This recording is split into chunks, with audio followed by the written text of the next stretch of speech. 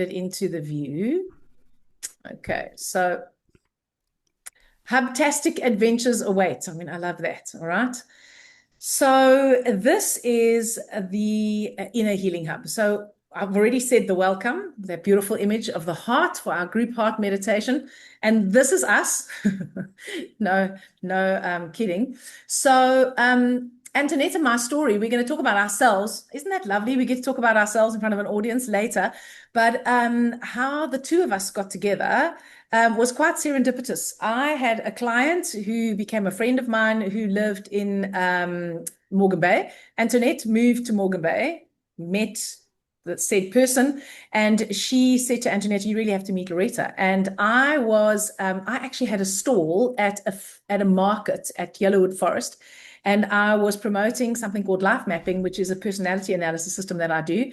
And Antoinette was there, and she came to chat to me, and we finally met, and I did her life map, and we had some conversations, and then I heard that she had a podcast, so I followed her on her podcast, and we did a workshop together with one of her podcast guests, Gary Ramsey, was an amazing human being. And then we were WhatsApping each other, and we had some chats. We realized we had quite a lot of things in common. And then Antoinette said, she didn't really know what she was going to do with her podcast, and she wasn't sure if she wanted to carry on with it.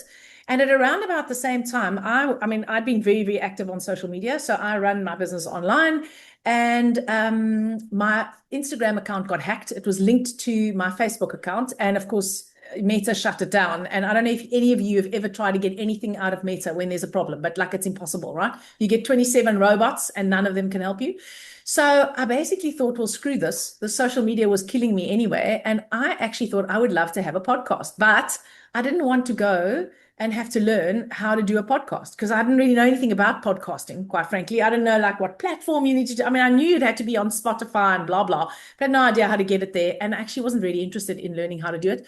And I knew that Antoinette had done all this and that she was a podcaster. So I said to her, well, hang on now, before you bin the podcast, instead of doing social media, I would like to do a podcast. So why do we not do the podcast together? And that's how the Missing Link in Your Healing, the podcast that we ran, was born. And 72 episodes later, and what did Simone say? Deep, intense healing journey. I don't know if ours was a deep, intense healing journey, but I mean, honestly, we did have our ups and downs. You know what? You want to go on holiday with someone or you want to work with someone. If you really want to get to know them or be in like an intimate relationship with them so that you can see whether they push your buttons or not. And fortunately, we practice what we preach by and large. And so we have become really good friends. And we realized that we're actually really good together. We love doing the podcast together. And so when it was time to birth this, which was a vision of Antoinette's for many, many years, it seemed like the obvious next step for us to take from the podcast onwards. And so that's why it's the two of us, and that's why it's the two of us together. So I'm going to hand over to Antoinette now because I've been banging on for a while, and she is going to speak to the next couple of slides, and then you'll hear from me again. Antoinette, over to you. Okay, I'm going to keep this brief because some of you might have listened to our podcasts and we can go into it in more depth later on.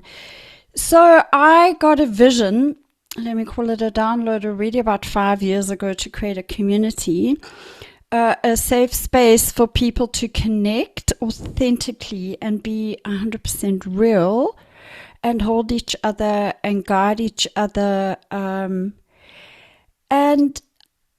Yeah, I did give birth to it. I did a mind map, and a woman called Tatumba, who's not here, who also became a friend of mine online, sat with me for hours and hours, and we birthed a website, and we curated a whole lot of content, and the website got put out, and then nothing happened to it. And then it's just been a very interesting journey for me to shift from being a corporate person 8 years ago when I got a brutal cancer 9 years ago.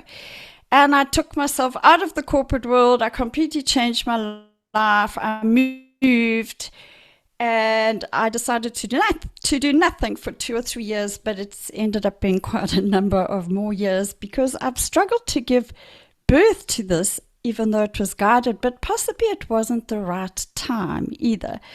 And then Simone and I have done some stuff together. Loretta and I started podcasting in June last year. Michael's on this call now. I think on my own, I decided to give birth to this Inner Healing Hub, this online community space, because it was time for me to start showing up and doing it.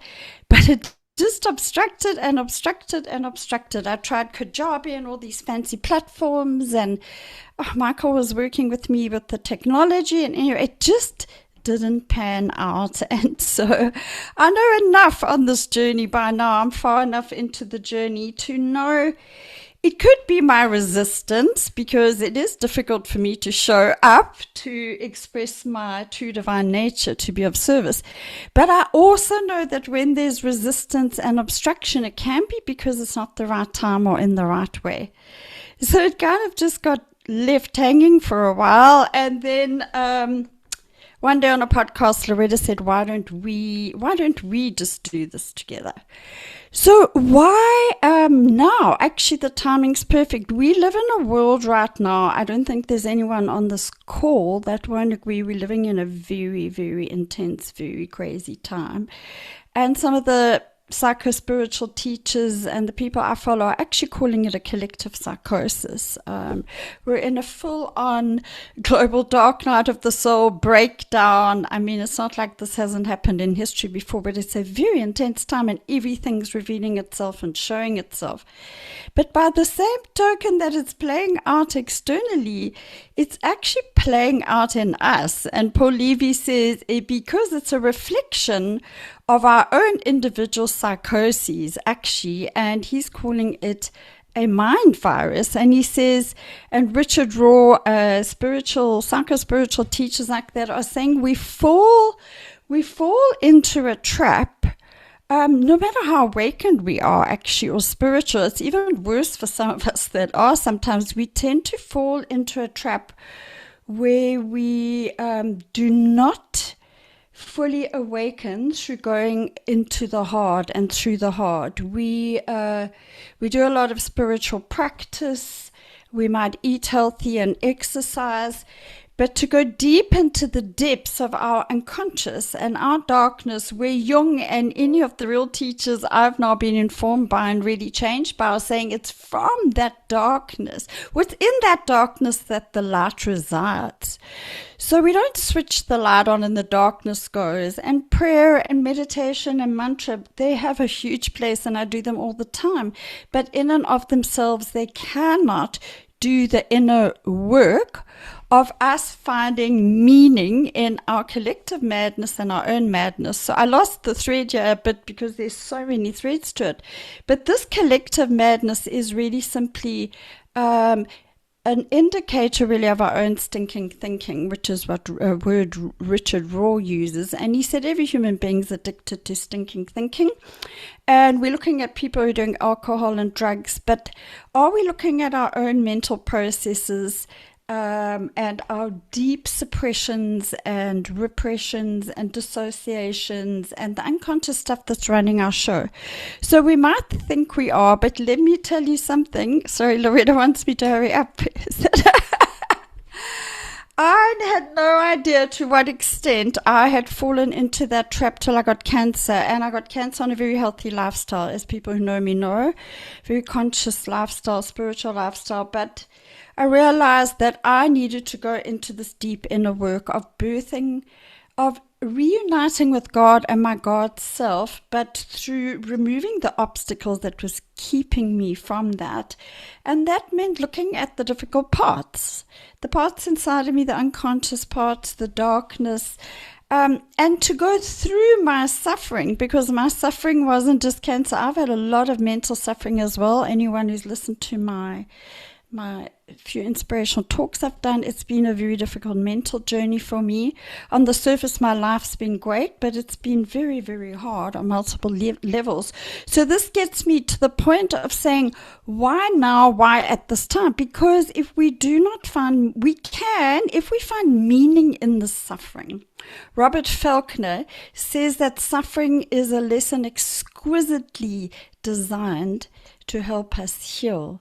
being broken, being on the bathroom floor, being broken apart truly is an opportunity for us to learn something, to look at ourselves and to rebirth. But we see that in memes all the time. Most of us on this group, I think, have been on some kind of spiritual self-help journey, and we see that stuff and we know it, and yet sometimes we get worse and worse. And some people are having multiple crises at once on an individual level now, on many levels, and our collective crisis is clear. So how do we move? What do we do with this? Well, we've got to move through it. We've got to know what to do with it, our own individual, because the journey is for us to take this journey through it and birth the light from it, in order to help the collective. So the reason I wanted a community, and we want community, and many of you seem to be here, is that every single one of us that takes this journey of individuation, of getting our unconscious out of the way so we can be in true union with God, any of us that truly awakens in that way, are potentially definitely one of the drops that could shift the collective to a new and better way of living. So we must not underestimate that one of us doing this, the power of it. But it requires work, and it requires some difficulty and some hardship. So I've overstepped my few minutes, but I will, then I don't have to say some of this in the rest. So really, it was going to be just community and connection, and then it's become like, I have realized in the last few years in particular, we need a certain type of perspective and knowledge, wisdom actually. We need to look at the truth differently. We need to see all parts of ourselves and not feel the need to reject them. We can't bypass in any spiritual or self-help way. And how we hold the difficult and our suffering is either going to be the doorway to our true and divine nature and to potentially to the collectives, or it's just going to take us down in one way or another. So Loretta, maybe we should move on from there. So I'm just going to run through this, okay? We're not going to talk to each of these because honestly, each and every one of these could be a masterclass, and we will be deep diving into some of these. Just now we're going to tell you about the structure of the hub meetings, and part of the structure of one of the meetings is to bring a wisdom perspective.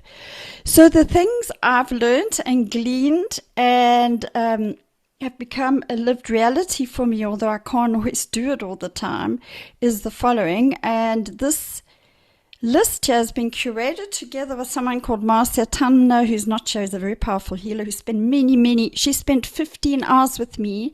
That's another piece of the puzzle, curating the Inner Healing Hub structure, a scaffold to hang this healing journey on, the wisdom, knowledge. And ironically, she landed up in this little seaside village, which is exactly where I landed up when neither of us ever thought we'd live in this place. She unfortunately couldn't come tonight. So this on this slide is just a reflection of our philosophy, Loretta and I, and the people that have been very active in curating this, is our perspective and our philosophy on what we think healing is. So yes, it is about reuniting with who we really are. But in order to do that, we need to take active and consistent practice. Healing is learned. We can learn it. And it's an active, consistent practice. It requires change. And that's the part a lot of us don't want to do. And it requires leaving comfort zones, sometimes many and over. It definitely requires stepping into the unknown, which can be completely terrifying, actually. So self-awareness, self-reflection, and doing the inner work is the elixir to this whole time and definitely to our own journey. But there's a lot of nuances and subtleties there about self-reflection and self-awareness. We have to keep on seeing things differently, and we have to keep on choosing differently. And one thing Marcia taught me only about a year ago, but it was fundamentally a aha for me, is, Andrea, keep questioning the truths you believe are truth for you. Is that really your truth? Is this really your safest next choice? Is there another perspective to truth or another truth that maybe would open the way if you weren't so adamant about your truth? So it's a journey we have to take internally and alone. It's our journey, but we don't have to do it alone. And actually, I don't think we should. I did mine very alone, but I'm going to talk to why we need community, the right people, not just any people. So we have to do it alone, but we shouldn't actually do it all alone. And facing all parts of ourselves, we believe, is a big missing link in the healing puzzle of a lot of healing journeys people go on, including me before I got cancer, or the way it's taught. So we have to face the dark and the light. And that's not always easy. So another reason for community, true awakening, I've learned, can look like regression. Sometimes when we're actually progressing, it feels like regression.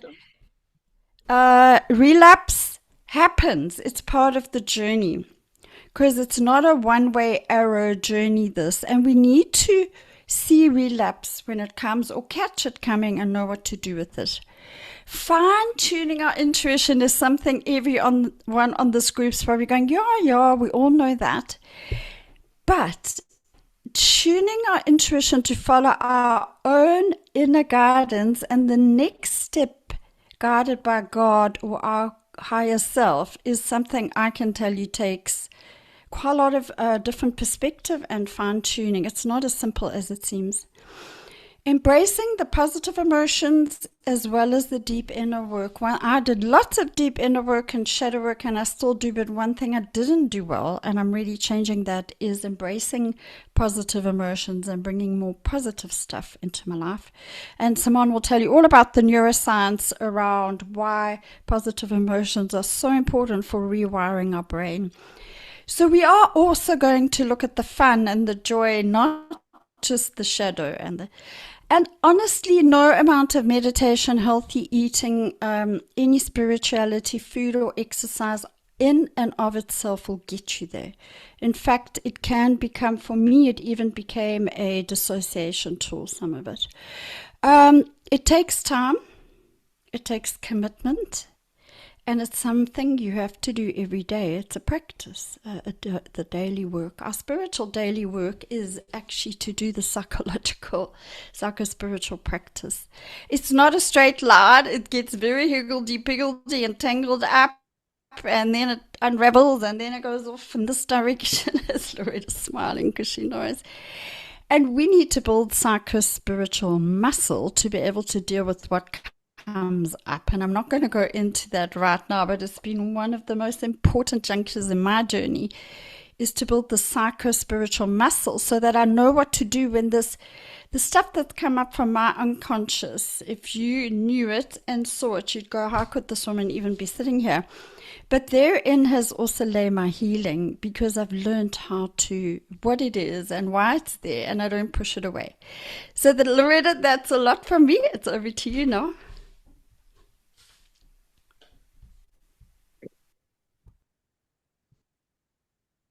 Just unmute myself. Can you see this little thing that says LF presenting? I don't actually know how to get rid of it. Oh, wrong slide. Anyway, sorry, that's the tech, you see. I'm just going to blame it on Mercury retrograde. Always take responsibility for everything until you actually need an excuse, and then you can blame the planets. That's it's one of my mottos.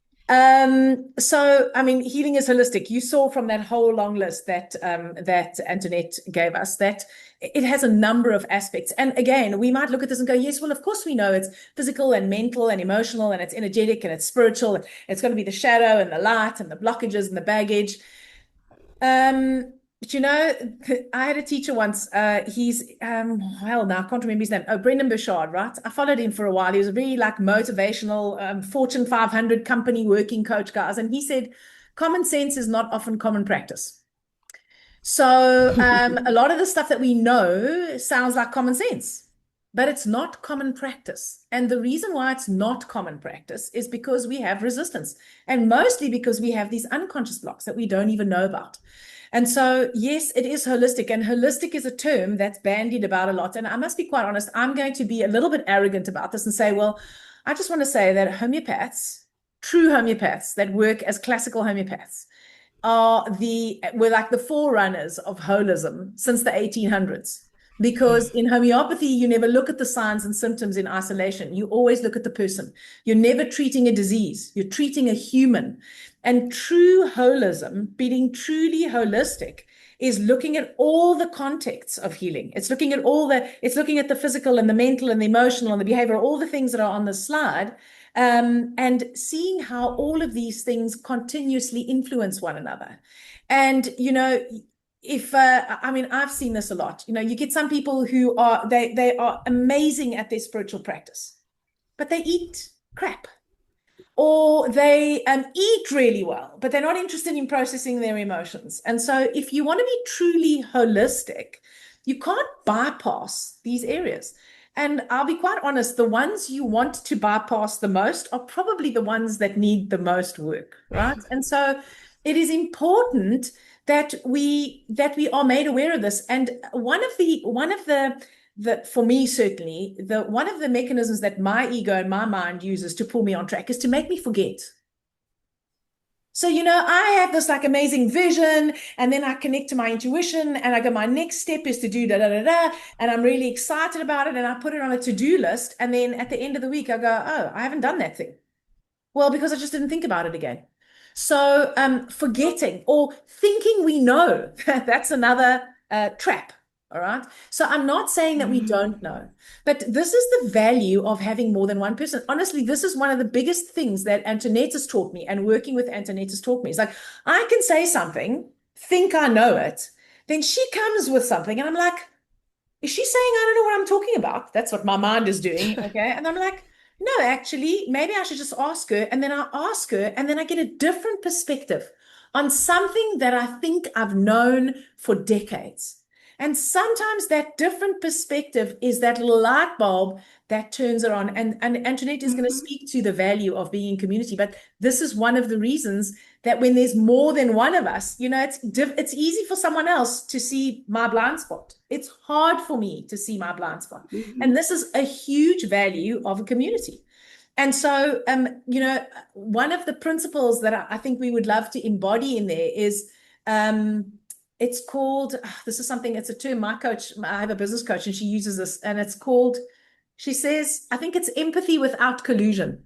Because very often we're trying to be nice. We don't point out things that are obvious. So this, of course, doesn't mean we're going to be mean and go like, hey, Loretta, you're bypassing again. I mean, but like, have you thought of this aspect, perhaps, right? And this is the value of having other people. And this is also the value of coming with an open mind and open ears, and what if we had an assumption that everyone had something to teach us, rather than the assumption that we know everything already? Because we actually don't, right? We just don't know what we don't know. So what I think makes us different to a lot of other platforms, and I'm not knocking other platforms, because you may say, well, there are lots of people doing this. Well, you know what? I was in private practice as a homeopath for many years, and I'll tell you that what happens is we have our modalities and we have our things that we think that work, and a lot of platforms are either there to remove discomfort, or to focus on treating symptoms or making us feel better, and there's nothing wrong with any of that. But that's not necessarily holistic. And so we don't want to bang on about, it's all about the darkness. It's exactly as Antoinette said, it's about the darkness and the light. But we do actually need to face those parts that are uncomfortable. We do have to, Antoinette calls it the ookie. We've got to go into the ookie sometimes. Like, I think it's quite a good word, ookie, right? I mean, it's just like it's messy. And one of the beauties of doing this in community is that we tend to think that we're the only one that has the mess. But you quickly realize that, well, everyone has their own form of mess, all right? And where you are right now, someone else might just be one step ahead, and they can relate to where you are because they've been there, or they are there. And that in itself can be healing. So we aiming to look at healing as a completely holistic package. And we're also not saying that we know all of it. And so for the parts that we don't know, well, we're going to get some people who know things about this that we don't know. I got rid of that thing, to help us along. So that leads me to our offering. So what exactly are we offering? What are we offering in this? So for now, right now as it is, we're offering community and connection, right? A safe space where we can be authentic, vulnerable, we can share, and we can walk each other home. We can provide support without colluding, all right? So this is not like a let's all share our wound and then all sympathize about our wound and then all stay trapped in our wounds, right? By all means, let's share our wounds, all right? And then let's help one another move through those. Let's help one another take the learning, take the opportunity so that we can transform. And that's the opportunity in this community. We're also offering wisdom knowledge. Now, wisdom knowledge. What's wisdom knowledge? Well, knowledge, we all know what knowledge is. It's an accumulation of information, facts, and concepts. It's what we know. Wisdom is how we integrate what we know and make it part of our lived experience. And everyone has that because everyone is still alive and we've all been through stuff, right? So rather than it being all about tools and techniques, sorry, I'm just trying to let someone else in. It's not that we're not going to do the tools. That's why we've got wisdom tools. And wisdom tools, what I understand about wisdom tools is not that they're better than anyone else's, is that we can each have the wisdom to know which tool is the right one for us. Because if there's one thing that I've learned working with people is that I can have a tool that's worked amazingly for me. And you know what? It doesn't work the same for the person that I'm working with or that I'm coaching. We had this in a coaching group just the other day, right? Where something that I find really useful, someone just said, well, I can't connect to it. I can't do that thing. And so that's why part of the wisdom is knowing, is not just rotely applying a tool because it worked for someone else. It's being able to access your intuition, your wisdom, so that you can apply the tool with wisdom, the one that's right for you. We also are going to be providing guidance and support.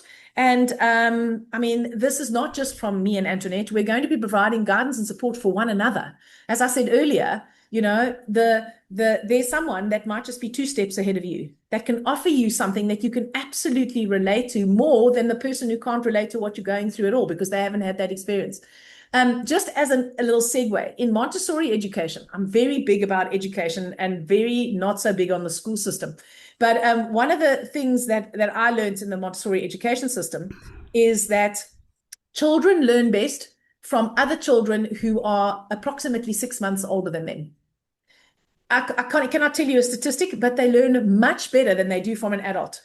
So this is the value of having that person that's just been through the experience that you've been through, or been through the experience that you've been through a year ago, or had experience with someone else that went through that, or is just that 6 months, the equivalent of a child that's 6 months older than the other one ahead, so can actually give you the guidance.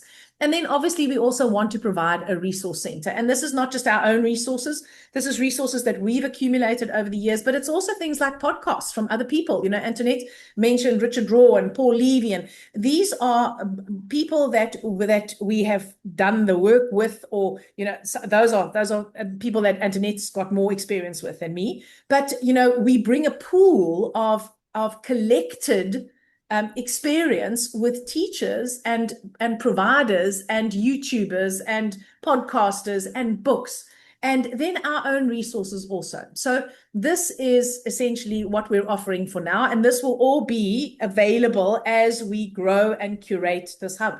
I also want to mention that we don't have a formula. Essentially, we have like a map, and we have this beautiful scaffold, which we were going to discuss in the first meeting of the hub. But it's a map, and different people are in different places in the map, all right? And so this is about respecting and honoring everyone's individual journey and respecting and honoring their own inner wisdom. And if you don't know how to access that, providing tools that can help you access it, or simple practices that can help you access it. So this is our short term, so we're offering now, but soon we're going to, based on feedback from Hub members in terms of what do Hub members want and need, we are going to provide paid online masterclasses and workshops. We're starting a YouTube channel, so we're going to put short information bites and clips on there We are going to introduce you to tried and tested coaches and healers that will be sort of like affiliates that we will bring into our sessions so that they can provide the wisdom knowledge, right? So that it's not just all us banging on, right? And these are all people that we know, that we've worked with, and that we've had experience with. And so effectively we're curating this, because you know what? There's a lot of stuff out there. This afternoon I went, how to learn fascia release techniques. I just put that into Google, and Google's AI, holy moly, gave me a breakdown of about 27 courses I could do, everything from like an hour and 20 minutes to like a 6-month certification. I was like, wow, I feel totally overwhelmed. So knowledge is easy. Knowledge is easy to come by. The problem with our access to all the knowledge we have these days is that we get overwhelmed. And you know what? There's a marketing little refrain, or they teach this in online marketing. Confused customers don't buy. And I will say that overwhelmed and confused knowledge consumers never apply. They don't apply it, because eventually we don't know who to believe any longer. So this space will provide curation of that for you. And then we plan to do live workshops in South Africa. So Antoinette, over to you about why community is so important. Yeah, I did my journey by and large alone. And one thing anybody that's been on this journey for a while will tell you, it can become a very lonely and solitary journey. And it's something you do need to do alone, and you need a lot of isolation. But what also happens is that as you start changing and you start seeing the truth and you start transforming, it makes you more authentic, more real, less people-pleasing, all of those things Loretta's going to talk through that happen when we do this deep inner work. But then sometimes we feel misunderstood by those close to us or our friends, or that people just don't get it or get us. And for me, it made it quite hard until I started meeting a few of the right people, because I thought I was mad, actually, or I was addicted to suffering, and then I would share this stuff with people, and then they would push back at me, and then me being who I was and still can be, I was like, oh, well, I know this is me. I must have got it wrong. And I started doubting myself. Meanwhile, I was just in a different space to the people I was talking to. So to be able to honest and openly share is gold, I can tell you now, with the right people. And we know that the people that rock up here are going to be, this is going to be a very sacred space. That's the other thing that's holistic about it. It's not just about wisdom and community and sharing and resources. It's a sacred space where we come together individually, but we also bring our energy and our sacred practice, and we do our inner work together for the collective as well as for each of us in the tribe and for ourselves. So to be part of a tribe of people that gets it, sure, it really is gold. Oh, that's my new word. People can support and inspire each other, and be gently held, but also held gently accountable. I can tell you that's quite helpful. We all have blind spots. And one of the blind spots, it's astounding, actually. I didn't know I had till I saw it, I thought I was really regressing and going backwards, to the point that at one stage I thought I needed a loony bin, or I was having a complete breakdown. But what I didn't know, because I didn't know till I knew it, was that actually that was a major breakthrough that I was going through. It just really felt like a breakdown. So people can not just hold you accountable and hold you in a safe space, but they can also, people maybe slightly ahead or in the same space, or some of the guides can say, well, maybe that isn't a regression, for example, because it does get hard and it does get messy and it can get confusing and it can even get scary, because those are the dragons that we move through to find the treasure, to quote a psychologist called, what's his name, Robert Augustus Masters. So being in community helps us keep perspective. It's quite important. Hold safe space, hold space for real, for authentic, and to be heard and not have to filter or people please or wear a mask. So why our community? Because there's a lot of communities out there, I'm sure. Because this is a co-creative space. It's not us. Tonight we're doing all the talking and like the leading, but it's because we're introducing you. But this is a collaborative space. It's systemic. So we work as a system and we co-create together. So it's based on your needs, our needs. Trust is absolutely paramount, because one of the things in self-help and spiritual, I haven't always felt safe at all, and I didn't even realize until afterwards. Truly, truly holistic really does me. And the incredible thing you'll hear when you hear who Loretta is and what she brings, together with what I can bring, there's such a nearly complete set of ability to bring perspective, if not skill, which you don't really find. And it's quite expensive actually to go out there and get a person who can be your homeopath, and then a person that can do the psychological work, and then a psycho-spiritual guide, and then an energy clearer.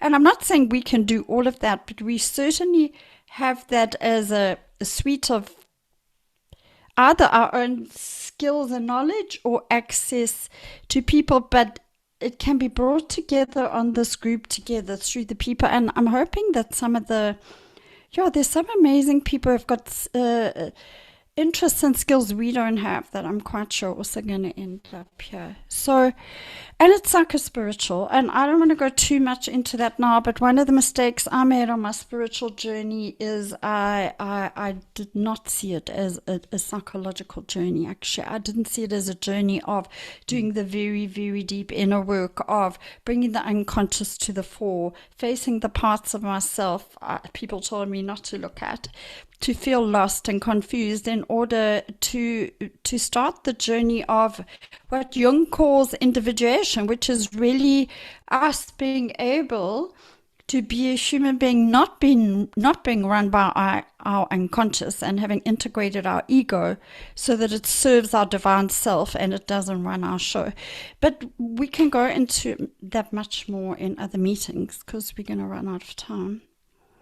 If any of you are confused about psycho-spiritual, because I'll be quite honest with you, when Antoinette first said that term, I was like, what the hell is that? Okay, so she explained it really well, but just in case you're still unclear, my understanding is that, some people on the spiritual path, we're all in the love and light, it's all namaste, it's love and light, we just all positive it away, it's all love and blessings.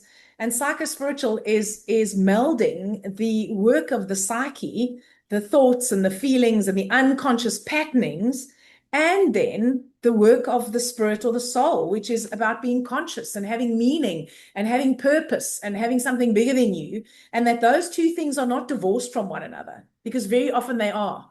So, I mean, it's not because you didn't explain that well, Antoinette. It's just that honestly, it took me a long time to understand what that was, right? So just in case there was anyone else who was still in the dark. So how does life change when we do this inner work? I mean, what's in it for doing the inner work? It's like, you're going to do these practices every day. Oh my God, there's more things you're going to make a schedule for. What else do I have to do? Well, you know what? There's a basic law in the universe, which is called the law of fair exchange. And economics is based on that. And fair exchange says that if you want a Louis Vuitton handbag, and the Louis Vuitton handbag, I don't know what it costs these days, but costs 100,000 Rand, unless you're prepared to fork out 100,000 bucks, you don't get the Louis Vuitton handbag. So it's the same with inspiration and fulfillment and transformation. I mean, who doesn't want that? Who doesn't want more of that? We all want more of that. But the law of fair exchange says that you have to be prepared to pay the price. So, none of us has a nervous breakdown necessarily when we go to the store and buy, I don't know, groceries, right? We just go, okay, when we need food, we've got to go to the shop, and and whatever it is that we need to pay, we pay and we walk out, right? But sometimes when it comes to the hard stuff, transform through the hard and the suffering, we're like, ooh, no, don't want to do that, right? Well, that's like saying, ooh, I don't want to pay for my groceries. Well, hello, if you don't want to pay for your groceries, you're not going to eat. So your life does transform.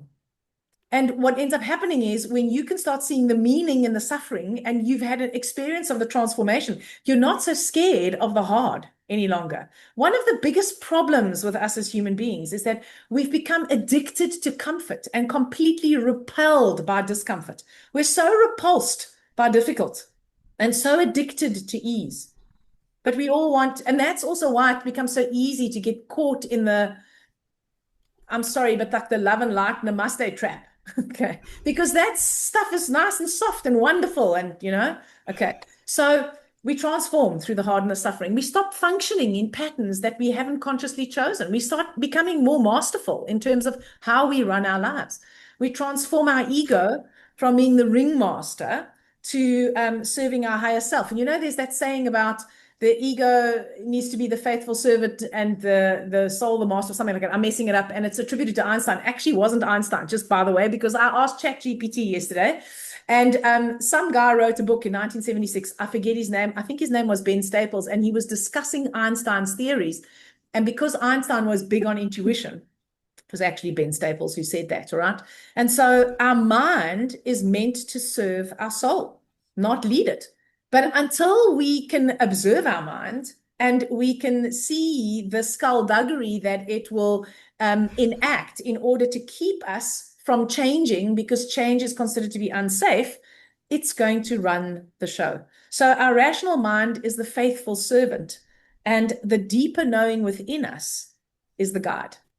So we can stay centered in the middle of a blockage and relax in the face of a reaction or trigger.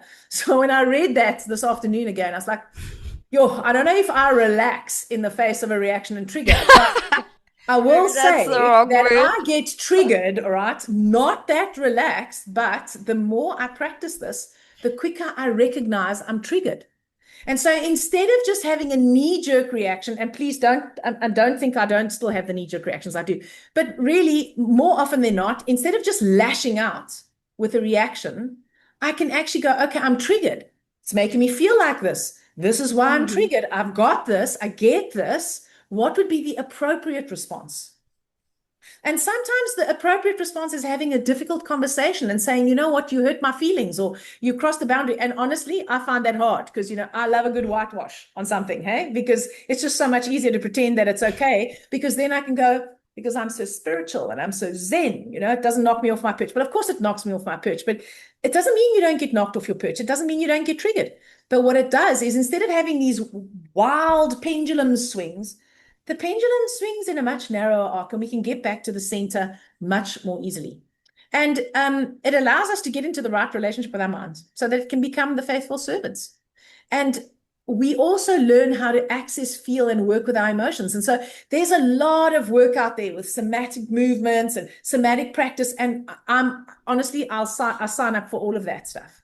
But again, when it's the thought forms that are generating the emotions, you can move through the emotion as much as you like. Unless you can access what the pattern is underneath it, it's going to keep on recurring. So, you might as well go and treat it at the root. We get to meet all of ourselves where we are. And, some of the parts aren't pretty. And this is a big thing I learned. You don't have to love all the parts. Just accept them. I mean, I've got some parts that I don't know that I love, hey? But I can accept them. And the more I can accept them, the more I get to be all of who I am. And all that stuff about, I've always had the you're too much, I'm too big, I'm too loud, I'm too enthusiastic, I'm too, you know what?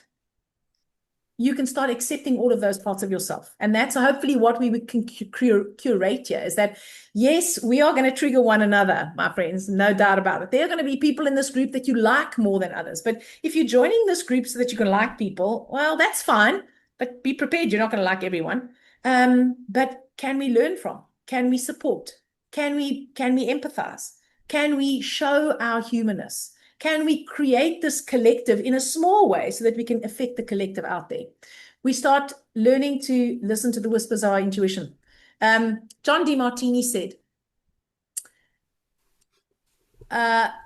until your silent inner voice becomes louder than all the clamoring voices on the outside. I'm messing this up, right? When your inner voice becomes louder than the clamor of voices on the outside, you've begun to master your life. we can start living authentically without the masks. We can live in alignment with our soul, and we can allow our soul or our spirit to express what it's longing to express in this lifetime. This is important. And our relationship obviously with ourselves improves. And when my relationship with me improves, then my relationship with you improves. Because all those parts of me that I have to own and accept, when I see them in you, I get to own and accept them. If I don't own and accept them in me, in you, they're either going to intimidate me because I'm going to think you're much nicer than I am, or they're going to irritate me because I'm going to think I'm much better than you are. So this is some of what you're going to get in your grocery cart when you go shopping, and the payment is the inner work, right? So Antoinette, she's going to walk us through the practical stuff now. So this is what it's actually going to look like. Yeah, look, doing this inner work is not going to lead to those outcomes Loretta said after 2 meetings or a few practices. This is a lifetime journey. It can get harder before it gets easier, but one of the main things we want to bring, and what's really valuable, I know, is to know what to do with what comes up, as I've said, to know that it's not to be pushed back or suppressed, because some of us have to look at very, very hard, very uncomfortable, unconscious stuff. But every time I've been able to do that, accept it, love myself anyway, and know what to do with it and how to see it and work with it, yeah, it's been big for me. So we're not promising you a quick fix, okay, because there is no such thing. But we're promising you a space to get perspective, potential guidance from each other or someone ahead, to be held, and to be given reflection, because a lot of this is about how we see things and perspective, a lot of it, especially when the heart comes up. And it is, the more you connect with God and become in union with God, the more the unconscious is going to come up. It's like a seesaw. There was a woman, a psycho-spiritual teacher, that said when the God side is more heavy, like on a seesaw, the ego side's going to come up and spill over. And that's when you think, oh, yeah. So yeah, that's really what we're here for. Okay, so at this point in time, we're looking at 2 90-minute Zooms per month. So it's every second week. We could change that maybe in the future, and setting up a WhatsApp group. So Loretta, the WhatsApp group will be for shares and wins and practical things and WhatsApp. I was on a sobriety group. I stopped drinking a year ago, and I went onto an amazing sobriety group, a community like this, but for drinking. I tell you, it changed everything in my life, that community. And that was my final inspiration to just go forward with this. It was astounding. The people were there, how they held space, the wisdom tools we were given, the encouragement, but also the accountability. So yeah, and the WhatsApp group was very successful. So there will be a WhatsApp group. It's going to be 6 p.m. to 7:30 p.m. South African time. And we are having our first meeting on the 2nd of April. And then every 2 weeks, we are going to ask for 320 Rand a month, or $27 if you're not in South Africa. But if anybody cannot pay, you can come anyway. You just have to talk to us. We don't want to exclude anybody because they can't pay. And if anybody can pay more, do, because we will use it as bursaries for other people. Loretta, what else about? We will send you a link to the Zoom soon, this recording, and all the other details. And to that, you can either let us know, a lot of you know us personally, whether you're keen to jump in. And oh, by the way, you can jump off anytime you want in this hub. You just have to give us a month's notice. So you pay for a month, and if you don't want to come back the next month, you just tell us. We're going to keep it all simple and practical. Okay, Loretta? Yeah, I think that's it. I don't think there's too much more. We will, obviously the meetings will be recorded as well. So if you can't, I mean, it's difficult to be able to commit to every second Wednesday or 2 Wednesdays in a month, every single month for whatever. So it will all be recorded. And as Antoinette said, we will send you an email after this, not straight after this, and maybe not even tomorrow. Okay. Just got to cut us a little bit of slack. It's been quite a stressful week so far. So, but we will send you an email that has the recording link to this, should you want to watch any part of this again, or share it with anyone that you think this might be valuable for. And in that, we will give you all the details, right? So how to go about it, where to pay, how to pay, blah, blah, blah. If you want to be in, we'll put that all in the email so that you all have it in writing and you know exactly what to do. Yeah, and you're welcome to contact us individually. And of course, this will develop together with you, whoever's here. 100%. We've got a structure and a scaffold, but not a set formula. Well, we have, but we haven't. Does that make sense? It can develop. Yeah. Okay. Who are we? Really, we have to do this fast. Now we're going to do this fast. Okay. So, like, why should you trust us? Why should you trust us? Okay. So we could like read you a whole list of credentials, but we're not. We're just going to give you a little short story. So for those of you who don't know me, and for those of you who know me really well, like my sister, forgive me, you're going to have to listen to it again. But effectively, I had my first major healing crisis when I was about 3 years old, a little bit younger than 3. I had seizures. Okay, so I know now that they actually weren't seizures because they had no neurological basis, and they were really an attempt for me to actually express my unhappiness at having lost some connection, with my sister who was going through she was 13, so she was having her teenage year with my mother, and my mother who wasn't particularly engaged. But luckily for me, medicine couldn't find anything wrong with me, and in desperation, my mother took me to a homeopath. And the homeopathic medicine sorted it out, and I didn't have another seizure. So that's how I got into homeopathy. And so when I was in matric, I wasn't going to study to be a homeopath. I mean, I was going to be a lawyer, and I was written in, and I was going to go to the law, blah, blah, UCT, yada, yada, fish paste. And then my chiropractor said to me, why don't you go and do chiropractic? And I was like, because when I was about 16, I thought that was a great idea, but I didn't want to go to America. And I said, no, and I can't go to the States, and it's too far, blah, blah, too expensive for my parents. And he said, no, they're starting a chiropractic course at the time it was Technikon Natal. Now it's the Durban University of Technology. And this was like of October of my matric year. And he said, I can get you an interview and write this essay for the application. So I did it. And then they took me for an interview. And I remember being in my mother's kitchen and going, what am I going to do? And she said, well, I don't know. What do you want to do? And I said, well, okay, this is what I'm going to do. If I go to the interview and they accept me, I'll just take it as a sign. And I went to the interview, and they said to me, wait outside for 5 minutes, because I said, look, I really need to know. Can you let me know? Like, tell me when you're going to tell me, blah, blah, I have to cancel. And they went, oh, you're in if you want it. So I went to study chiropractic, and then the first 2 years with homeopathy were exactly the same. And then I realized that backs and necks and sports injuries and rugby players and was not really my bag. So I changed to homeopathy, and that's how I became a homeopath. And one of my limiting beliefs is that I'm not good enough. And one of my compensatory strategies is to learn as much as I can about whatever it is that I need to be good enough at.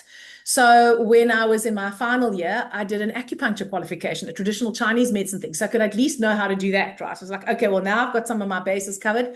And then I did energy healing, and then I did Reiki. But I thought all of that stuff was like hoo-hoo and out there. And I was like, no, I'm never going to stand with a client and channel. I mean, what can I do? I was like 24 years old. But I studied all that stuff in any case, just in case there was something in there that was going to make me more proficient and able to get an A with sick people. And so I eventually studied a therapy called Jinshinjutsu, which is a Japanese traditional healing art. Same kind of philosophy as traditional Chinese medicine, but slightly more subtle and with a more spiritual aspect, or certainly the way I was taught. And so my main modality became Jinshinjutsu and homeopathy. And then I discovered Dr. John Demartini, because I was so interested in the mind-body thing, right? Because I'd seen with my patients that you can give the right remedy, you can change the diet, you can help them regulate their stress. And sooner or later, that'll work for a while. And then, you see them a year or two later, and then they've got the same problem. It's like, why is it just not sustainable? And he had a program which was about the psychosomatic causes of illness, but you had to do all these things before. So I just went the whole hog, did it all. And I thought, okay, now I'm going to cure everyone. I never have to change a diet again. I'm never going to have to tell anyone why gluten punches holes in their gut, because I'm just going to find out what the problem is in their mind, and then they're all going to be healed. Well, clearly it wasn't that simple, because it didn't work quite that well. And so I carried on searching. And then I worked with a coach who did something which she called the creative orientation. And she told me to go and read a book by a guy called Robert Fritz. And the book was called The Path of Least Resistance. And Robert Fritz was a musician, a professor of music. And he was inspired by nature and obviously art. And he was like, why can people create beautiful art, but they can't create beautiful lives? And so he followed the threads through art and he came up with this intuitive way of creating. So it wasn't super intuitive, but it was quite intuitive. And then a student of his called William Whitecloud, he took it a step further and added a lot of the intuitive stuff. And I'll be quite honest with you, I used to think that intuition was a gift and that, unless the like bush started burning and God's voice came out of it, I wasn't going to get the message. But what I realized was, like anything, it's a muscle. It's just like a muscle. You can build a muscle. And so I then immersed myself in the creative orientation. And so when I treat a client or when I work with a patient, I don't spend that much time on the physical anymore, but of course I can do the physical, right? Because most people know really what to do for the physical, but it is a mixture of the energetic, the psychosomatic, the mind stuff, the unconscious patterns, all of those things together, because in 30 years of practice, I realized that if you don't do it holistically and you try and take a shortcut, it's going to work for a while. And then it's going to come back and it's going to bite you on the butt. So my main bag is people with chronic diseases. That's like the thing that lights me up. I do actually have quite a few clients who have relationship issues. I sort of fell into becoming a coach person. And I think what it actually is human behavior fascinates me. Like, it fascinates me how our minds are so strong and we've got these unconscious drivers that are so powerful that they can actually make things change in our bodies for the worst and for the better. And so I've spent a lifetime, thousands of hours, thousands of patients. I've been so blessed to have a laboratory. I actually realized, you know what? I'm actually not very altruistic. I'm more sort of scientific. And every single patient, honestly, sorry to all of you on here who've been my patients and my clients, you guys are like those lab rats. No, you're not lab rats. You're the cute bunnies, okay? Or whatever, the beagles, all right? But I've had the privilege of seeing thousands of people and looking at the patterns and not understanding them half the time, but being able to immerse myself in that, to put together what I know works on myself and what I know works for other people. And that's why I know that when you do the work, it works. And I do know that we are self-regulating beings and we have these eternal, magnificent spirits that are longing to express themselves in the world. And we just have to take the blocks out of the way. And honestly, then anything is possible. So I'm sorry, I think I rambled on a bit. Antoinette, you go. Oh, you had a lot to say about yourself. The one thing we forgot to mention is we actually do need the right help on this journey. And that's a big mistake I made in hindsight. And it got quite dangerous for me. If you start doing deep shadow work and unconscious work without the right help, the correct help, it can get very dodgy. Yeah, well, I don't know. I've had an interest in human behavior and psychology and mental stuff since I can remember. So I did an undergraduate degree majoring in psychology a long time ago. But I ended up being a teacher, a lot of other things, a lecturer, and I owned a business for 20 years. And then I started studying education and business degrees right up to MBA. But I got cancer in 2017 on an exceptionally so-called healthy, conscious lifestyle, almost organic, pretty much vegetarian except for a bit of honey and stuff, organic cleaning products, lived in the countryside, exercised, meditated. I did all that stuff. So I was shocked, to say the least. And when I made inquiry, because I don't take things sitting down, I started making inquiry and prayed, and I asked to be shown where my healing lay. And somebody brought me a book on psychoneuroimmunology, which is the medical science of looking at the link between our psychology, our neurology, and the body. The immune and other systems in our body. And I knew already 3 chapters into that book where my healing lay. And that's when I started embarking on, I had no idea how many repressed repressed emotions. I had not just suppressed how many. Oh, I was not okay my whole life, even though I had a good life on the surface. My friends will all tell you I had a very successful business. I traveled. I had a good life. I've never been ugly or anything, but I'd suffered. It just wasn't right all the time. And the more spiritual practice I did, actually, the worse it seemed to get. And then I got cancer, luckily. So that's why it's not lucky to have cancer. It was terrible, and I had a very tough cancer, but it opened the way for this whole transformative journey I've been on for 9 years. And thank you to my friends on the Midlands who are on this group who I met around that stage and who helped me. So I started doing this inner work, okay, that we've talked about today.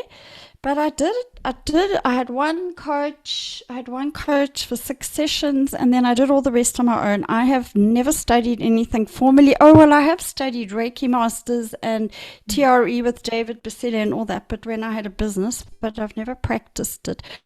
I've done a lot of spiritual energy healing studies, but I never used them.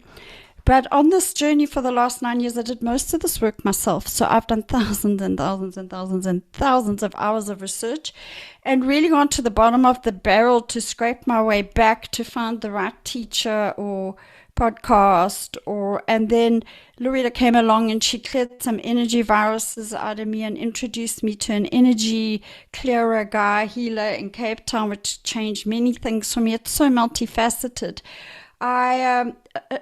It just a whole lot of things came together for me. So by the grace of God, I was able to curate this journey. But I'm not saying it would have been easier for me, but I think it would have been simpler. It would have been easier because I would have been able to contextualize it, get proper help. I would have known what was happening. And I nearly fell into the depths of dangerous shadow work, and that can happen. I'm telling all of you on this book, if you go on this journey on your own, I didn't know till I knew this, although Richard Ross said it years ago, I never really heard it, is you need proper help if you go on the psycho-spiritual journey. So that's the benefit of having a community, even if the community in and of itself can't help. But Loretta and I undoubtedly can point you in the direction of somebody who can help you, like Simone, who's on here as a pain management coach, very trained in emotional stuff and neuroscience and all that, but also to books. There are books and teachers out there that have informed my journey and the reason I'm still alive. And I know that this journey is not about perfection. It's not about Zen. It's not about constant joy. And it's not about staying healthy all the time. I had a pancreatic issue last year. I nearly died again, but it didn't. And I'm back better than ever.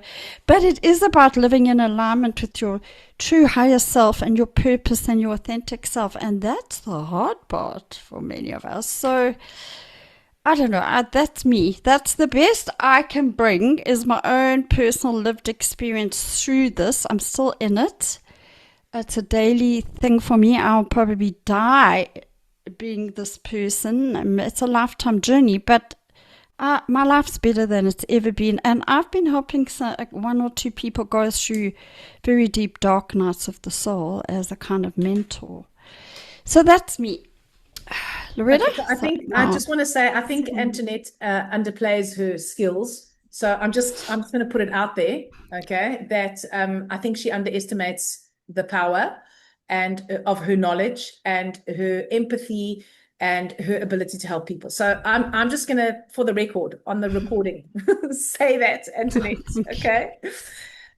So I think what we're going to do now, guys, we're running out of time. I'm actually going to do the closing. And then if there's anyone that wants to stay on because you have a question that's burning, that needs to be asked, please do. Okay. So we'll stay on if you want to. For those of you who have absolutely had enough or need to get to supper or whatever it is you need to get to, you are welcome to leave. But for the rest of you, we will stay on.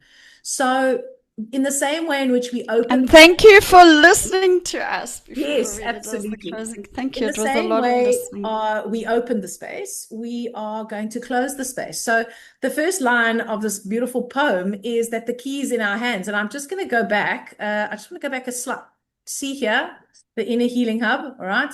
There's the key. There are the hands. All right. Just in case you missed that when you just saw our logo, Schmogo. Okay. That is part of the logo. So just to contextualize that first line for you. So let's sit back. Let's close our eyes. Let's feel ourselves being grounded.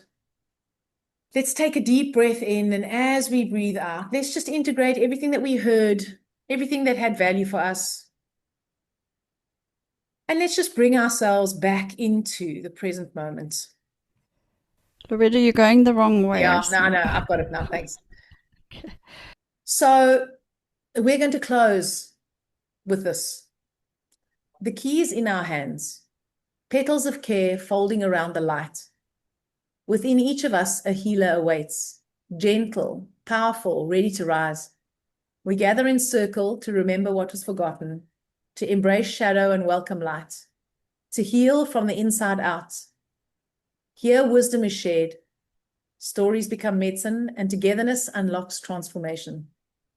We step beyond comfort into the unknown, guided by love, held by community, empowered by the light. The Inner Healing Hub is our sanctuary, a place where hands meet, keys turn, and the soul awakens. Unlock the light within. Thank you, beautiful people, for your time and for your attention. Yes. We really are most grateful. And yeah, if anyone needs to go, you're welcome to pop off. If anyone has a question, thank you, Karen, for the lovely hearts. And thank you, Simone, for the lovely hearts. The rest of you can also send hearts if you feel so moved. No pressure. Norma, thank you. So if there's anyone that has a question, we're here to answer them for you. If you've got to jump off, thank you very much. And we hope to see you on the 2nd of April for the first session of the Inner Healing Hub. Thank you for giving us this precious time. Absolutely. We're so grateful. Bye to those of you leaving. Thank you. Bye-bye. Bye. Bye. Bye. I don't know how to do the hearts. Thank you so much. It's okay, Esther. Go like this. Esther, just do this, and we'll take it as a heart. Thank you. Nice to see you, Esther. Yeah, I will ask some questions later, I think, because there's a few. Well, there's no time like the present if you want to give it a go. Well, there's one a bit personal. Maybe that's Okay, so maybe for now. all right. Maybe Perfect. yeah. And then a very practical one. I'm not sure how to do this. How to transfer the monthly contribution to you. I just don't know. Okay, Antoinette, do you want to answer that one? Yeah, we're gonna use PayPal for international payments and a bank deposit in South Africa to a Capitec account. But I will send that out, all the details. We didn't want to take up too much time with it tonight, but I'll send the details when we send the recording. Yeah. To just So you explain don't how we're going to think- keep it very simple in the beginning. So if you can you do PayPal, Esther, because you're in Holland? Yes. And I do PayPal. It's been a long time, and I've forgotten so So much we has can happened the teach you. past few years. No, so And let me my just say, brains don't take it. okay, so what happens with PayPal is we'll generate an invoice and there's just a link. You click the link, it takes you to the Yeah. payment gateway. You put your easy. card details in and it processes the payment. It's really simple. So you don't actually have to do anything. We'll send you the thing that gets you to do the thing. Okay. And I have questions about coaching, because in Holland it's very difficult to find. And there's been so much the past months, years. That would be, yeah. So for that, you can either, I mean, you're welcome to set up a call, a free call, like just a chat call with either Antoinette or myself, or with both of us if you like. And then we can talk you through that, and we can possibly direct you to what would be the best thing, depending on what it is that you need. So yeah, we can definitely help you with that. Great. Thanks so much. You're very welcome. Wonderful. Anyone else have a question? All good. Brenda. Okay, so I'm quite interested to join. I just have a little bit of time now where life's just a whirlwind. We're busy arranging to move. So, and it's an immigration move, so it's quite major. Okay. So is it possible to kind of maybe just thinking, I'm just trying to think of the future time zones as well. Because you're going to South America. Where in South America? We go, well, we're going to go explore Argentina. And I'm sorry, I'm just thinking in terms of like time zone, because like Yeah, Brazil, I know. parts of Brazil about 5 hours behind. Yeah, so so yeah, it's going to be 5 hours behind. So I mean, if you, so sure, that's going to be quite difficult, eh? Well, it's going to be. Why don't you just, when are you moving? Yeah, maybe I should just do the try and fit in the 2 Just months start and then Yeah, see what happens for you and where it goes. What do you think? Absolutely. Yeah. Yes, Yeah, because I think that's actually a good idea because it's probably going to be good for me also as a bit of a grounding thing, just to and just to keep myself capable of what's about to happen. So yeah, darling. okay, that's a Yes, good idea. absolutely. So so listen, that's the other thing. We might not have mentioned this, but this is not like if you sign on, sorry, but you're in. Basically, Yeah. like you sign away your birthright, it's a month No. by month thing. So you can sign on for longer if you want to, but Yeah. make the admin for us less. But if it's like you can do a short termer and then you can see how it unfolds. And Okay. you may find that that the recordings are enough, or if you have a question on the recording, you can send us the question, we can answer it if you can't be there live. So I mean, there are ways of working around it, but you can certainly give it a try before you go, and then you can make a decision then, just see what unfolds for you. Okay. No, that sounds excellent. Fantastic. It sounds Excellent stuff. exciting, Brenda. Exciting. Yeah, we'll see. I'm not so sure if I'm that keen on exciting right now. Maybe once you're in it, you can love it. Yeah, absolutely. No, thanks so much. You're welcome. Appreciate it. Right. Anyone else? All good? Yazos. Thank you. Thank I'm you. going to stop the recording.